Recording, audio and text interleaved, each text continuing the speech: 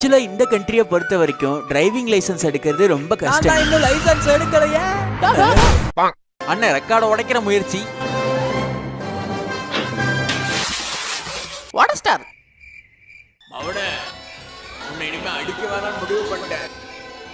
நான் லேப்டாப் இங்கே பாத்தியாப்பா? கல்யாணம்னா கொண்டாட்டம். அண்ணனுக்கு பயணத்துல தூங்கியே பழக்கம். பிரதர் எந்திரிங்க. வந்துட்டமா. அண்ணன் வலது காலை வச்சு ஏறவர் இல்ல, வளர்த்த மாலை வச்சு ஏறுவாப்புள்ள. ஐகானிக் சீனுன்னா அப்படித்தான்.